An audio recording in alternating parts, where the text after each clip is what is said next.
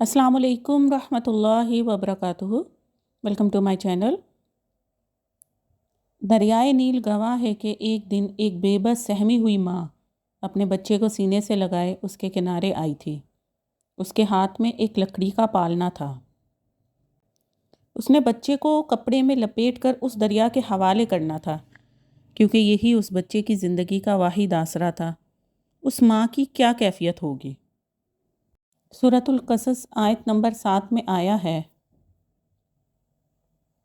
اور ہم نے موسیٰ کی ماں کی طرف وحی بھیجی کہ اس کو دودھ پلاؤ، جب تم اس کے بارے میں کچھ خوف پیدا ہو تو اسے دریا میں ڈال دینا، اور نہ تو خوف کرنا اور نہ رنج کرنا، ہم اس کو تمہارے پاس واپس پہنچا دیں گے اور پھر اسے پیغمبر بنا دیں گے۔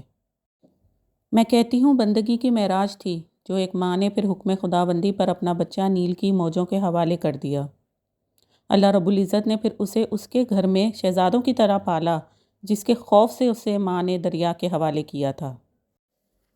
اسی ماں کی گود اسے محل میں دلائی، اور اس ماں جیسی ایک اور محبت کرنے والی ماں بھی دی۔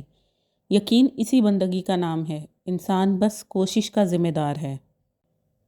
نتائج کا بوجھ اگر آپ کو بہت بے چین کرے گا، تب آپ ہر وقت ایک نامعلوم خوف اور بے چینی کا شکار رہیں گے۔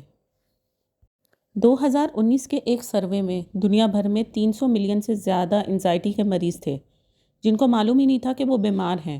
ان کی تعداد اس سے کئی گنا زیادہ ہوگی۔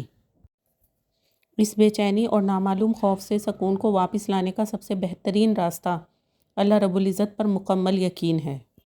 موسیٰ علیہ السلام کی والدہ کی طرح اپنی کوشش کرو، اور نتائج کے خوف پالنے سے بہتر ہے نتائج کو وقت کے دریا میں مکمل یقین سے ڈال دو۔ اگر آپ کی کوشش مقبول ہوئی تو اللہ رب العزت کو قدرت ہے۔